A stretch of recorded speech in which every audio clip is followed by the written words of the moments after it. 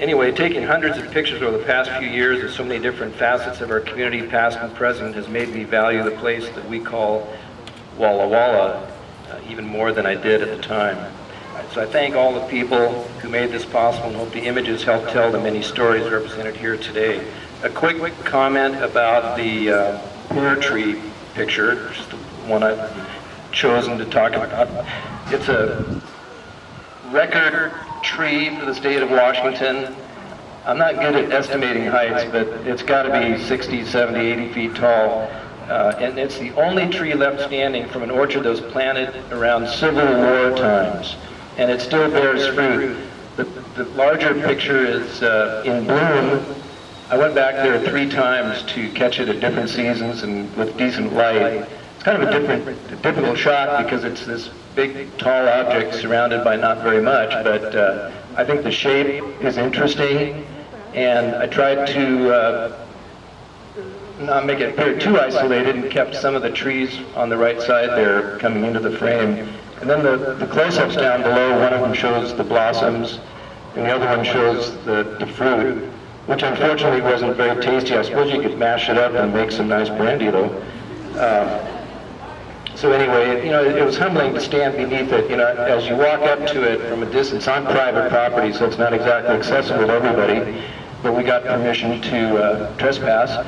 And, you're walking up to it, and it's pretty small in the distance at first, and you walk up to it, and all of a sudden you're under this thing, and it's huge.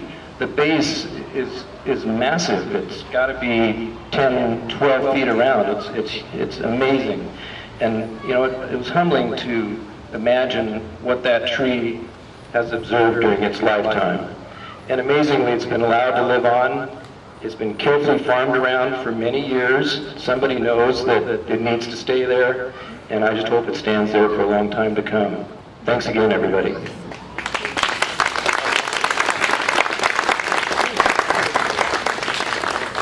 One of the images that Hans took is this one, and it suggests a perhaps alternate name for our town. What was that? Sunflower? I did that in band too. The balsam red. I don't know the answer to your question, Dan. I thought you told me that was the flower. Oh, you're the one Steve told me. I told you that. The native tribes here told us when we were doing research at Temaslik that I believe it's the Umatilla language. The name for Walla Walla is the place of the wild sunflower, and the word is Pashka. It has an X in it. It's an odd spelling. But that's why we put that image up there, because that's what they called this region. There were some tribes somewhere that called it Walla Walla, but not some of them. They had an alternate name. Maybe Pasco is another version of that word, because that balsam root grows everywhere in this area. Okay. Anything else? Okay. Yeah. Oh, you got it.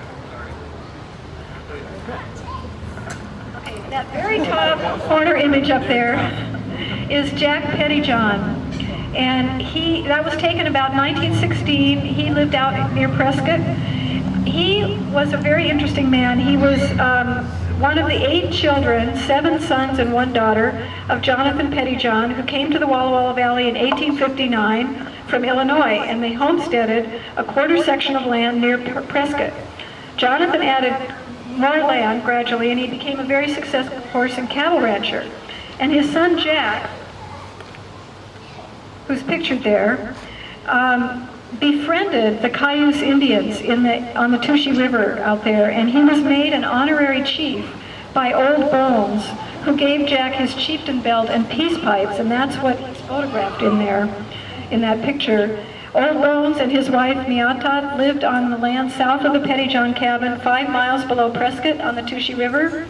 And Old Bones was born about 1827 on the land that later became the Pettyjohn homestead. His Indian name means a man of the Touchy. And the friendliness between Bones' family and the Pettyjohns protected the Pettyjohns. And for years after the Pettyjohns arrived, Old Bones and his family wintered on the homestead, leaving in the summer to hunt buffalo, fish, and pick huckleberries in the mountains. And it was Old Bones who recovered the body of Marcus Whitman's daughter, Alice, from the Walla Walla River after her drowning in 1839. At the time of the Whitman massacre in 1847, Old Bones broke away from his tribe. I think I'm good, I'm almost done. Thanks, Ken. He broke away from his tribe in anger over the massacre, and he refused to join his tribe again, and he lived in exile on the Tushi. He refused to live on the reservation, and during the last part of his life, he was helped by Jack Pettyjohn, whom he called Black Jack. On his deathbed, he bequeathed Jack his chieftain belt and peace pipes, and his sister, Jack Pettyjohn's sister, his only sister, Mary, married Oscar Grant, who was the grandfather to Bill Grant, who was our 16th district representative for many, many years.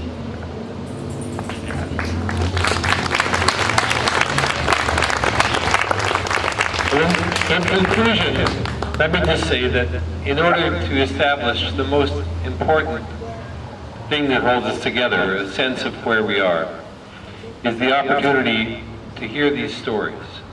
And I believe there are family members here with name tags on who can tell about the stories, and certainly you can talk to Hans and Jean and Gina and Judith as well about these stories. Moreover, there is a website under Art Walla's name that is called Windows on the Past, where you can read more. artwalla.com, and we have a beautiful sign here that tells the stories more briefly.